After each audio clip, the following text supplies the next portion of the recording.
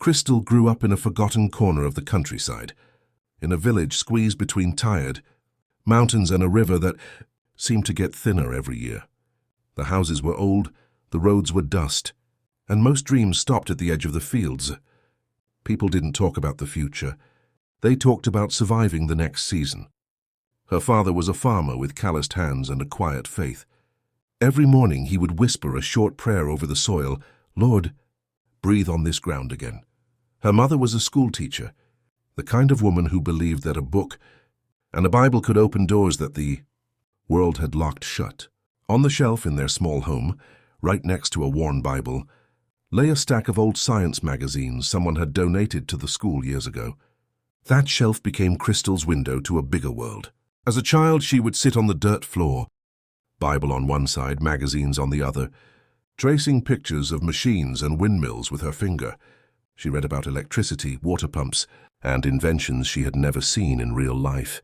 Something inside her whispered, "What if God could use my hands too?" But in her village, girls like Crystal were expected to be realistic. "Engineering?" The neighbors laughed. "We don't even have a proper road and you want to build machines?" They didn't mean to be cruel. They were just tired, used to disappointment, used to limits. Then came the drought. Rain stopped visiting their fields. The river shrank back like it was afraid to be seen. The crops withered, and with them people's hope. Her father's morning prayers grew shorter, heavier. One evening, Crystal walked past the fields and found her parents sitting in silence. Her father stared at the cracked ground and said quietly, "If rain doesn't come soon, I don't know what we'll do." That night, Crystal couldn't sleep.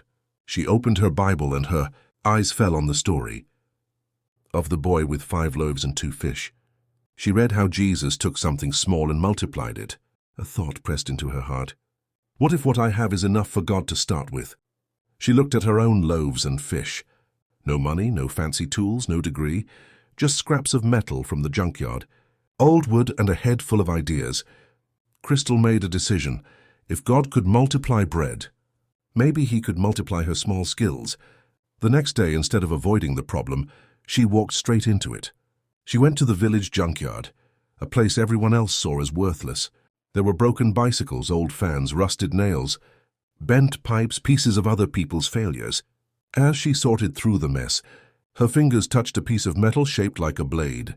Then another, and another. An idea started forming. What if the wind could pull water from the river, even when the river is low? She thought. Every afternoon when school ended, Crystal disappeared into the junkyard. Children whispered, "What is she doing?" Adults shook their heads. "She's wasting time." Still, she kept going. She tied wood together for a frame, shaped metal into blades, and used torn belts to create a simple mechanism. There were days nothing worked. The blades fell apart. The frame collapsed. Once the whole structure crashed to the ground, knocking her flat. Sitting in the dust, tears mixing with sweat, she almost gave up. "Lord, maybe they're right," she whispered. "Maybe I'm just a girl with crazy ideas." In the stillness, another whisper rose inside. "You're not just anything. You're mine. Keep going." So she did. Her mother noticed the bruises, the tired eyes, and the quiet determination. One evening, she came to the junkyard carrying a small lantern. "If you're going to keep working," her mother said, "you'll need more light." Crystal smiled through her exhaustion. "I'm not sure this will ever work, Mama." Her mother put a hand on her shoulder. "Faith isn't knowing how it will work. Faith is knowing who is with you while you try." Word spread about Crystal's strange project, and eventually the village council called her in. They sat under the big neem tree, faces serious. One of the elders said, "Crystal, what exactly are you building?" She took a breath. "A windmill that can pump water from the river to the fields. It won't solve everything, but it can help. I believe God gave me this idea." Some laughed under their breath. One man shook his head.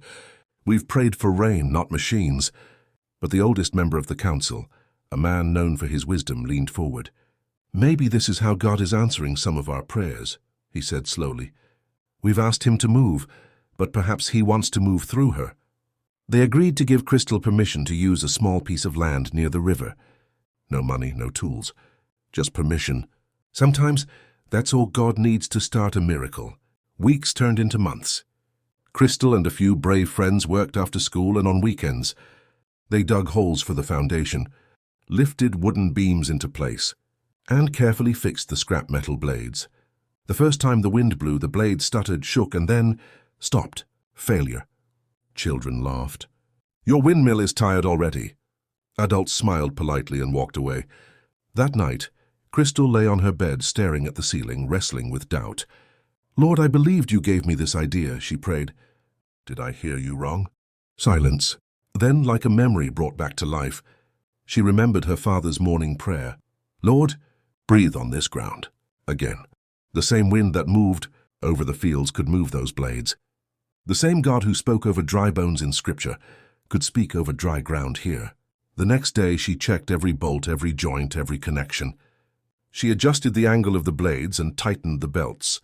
This time she invited no one. Just her, the windmill, and God. The breeze picked up. Slowly the blades began to turn. They turned once, twice, then faster. The old pipes creaked, coughed, and suddenly water began to flow. A thin stream at first, then stronger, spilling into the dry irrigation channels like a promise fulfilled. Crystal fell to her knees, hands over her face, overwhelmed. "Thank you," she whispered. "It was never just me. It was always you." When the villagers saw the water running into the fields again, they were stunned. Some stood in silence. Others began to clap and shout. Children ran through the wet soil, laughing and splashing like it was a festival. Her father walked up slowly, eyes shining. "You did it, Crystal," he said. She shook her head. "No, Papa, God did it. He just let me hold the tools." The council called another meeting, but this time the mood was different.